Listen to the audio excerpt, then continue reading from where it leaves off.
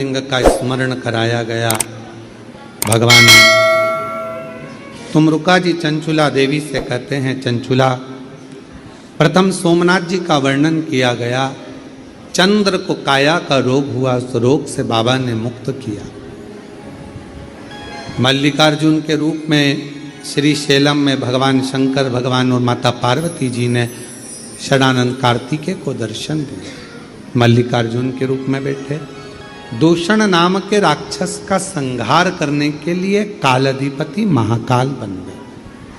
विंध्य पर्वत को दर्शन देने के लिए ओम के नाद के रूप में ओमकारेश्वर बन गए। नर नारायण को दर्शन दिया, केदारेश्वर बने। कुंभकर्ण की पत्नी करकटी के पुत्र भीम का संहार कर कर भीमा शंकर बन गए। मनु शत्रुपा को दर्शन दिया, बाबा विश्वनाथ के रूप में विराजित हो गए। गौतम बाबा को दर्शन देकर स्वयं त्र्यंबक नाथ हो गए। आगे वर्णन किया, वैद्यनाथ जी को रूप में रावण शिवजी को लेकर चला था, पर भगवान को भूमि पर रखा तो वैद्यनाथ बाबा के रूप में विराजमान हो। दारुक नाम के राक्षस का संहार करा, नागेश्वर हो। राम भगवान श्री राम जी ने अपने पूरे 14 वर्ष के वन काल में भगवान शिव का प्रतिदिन अभिषेक पूजन किया, पार्थिव निर्माण करा।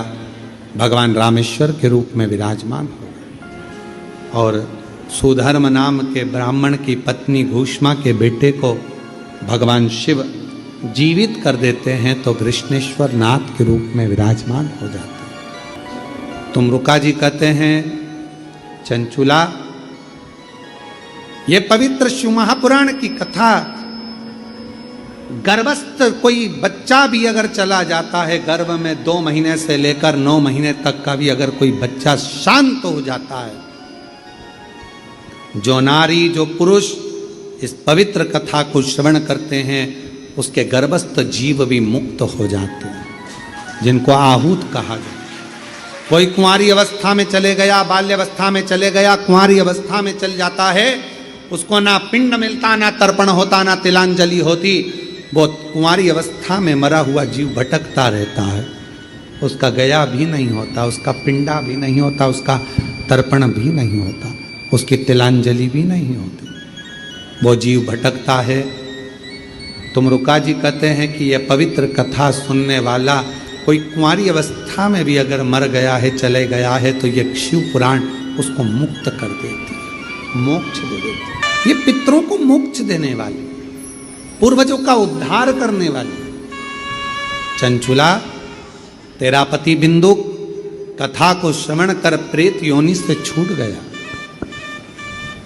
शिव जी की साक्षी में, ईश्वर गोरा की साक्षी में मांग तुझे क्या चाहिए। चंचुला कहती है, मैं अपने पति के लोक में जाऊं। अखंड सौभाग्य धारण करा चंचुला ने, पुनः पति लोक में चली गई। कोई वेधव्य नारी भी अगर शिव महापुराण की कथा सुनती है तो अगला जन्म पाकर कभी वेधव्य होकर नहीं, अखंड सौभाग्यवती होकर जाए। मन में विचार करा, सोचा हुआ, मन में आया हुआ सारी कामना भगवान शिव कहते हैं ये शिव महापुराण की कथा पूर्ण करती है, जीवों का कल्याण करती है। बस आपके ऊपर निर्भर है कि आप किस भाव से सुनते हैं। चंचुला देवी पति लोक हो गई। भगवान देवाधिदेव महादेव से तुमरुका जी ने हाथ जोड़ विनय करा, बाबा आप वचन दीजिए, वर दीजिए। शंकर भगवान कहते हैं, जब घोर कलयुग आएगा, कलिकाल में लोग बीमारियों से ग्रसित हो जाएंगे, दुख से परेशान हो जाएंगे। कोई परिवार, कोई नाते, कोई तन, कोई मन, कोई धन से दुखी होगा। कोई के पास संपदा होगी, कोई के पास नहीं होगी। 4 भाई घर में, एक के पास धन होगा, एक के पास नहीं होगा। परिवार में क्लेश होगा, कहीं तकलीफें आएंगी, बहुत कष्ट रहेगा। उस समय पर कलिकाल में जो दिल से, हृदय से, मन से शिव महापुराण की कथा को सुनेगा, कराएगा, धारण करेगा, अपनी जिंदगी में उतारेगा, भगवान शिव कहते हैं मैं उसके दरवाजे पर जाकर उसको वैभव, संपदा, धन, सुख सब प्रदान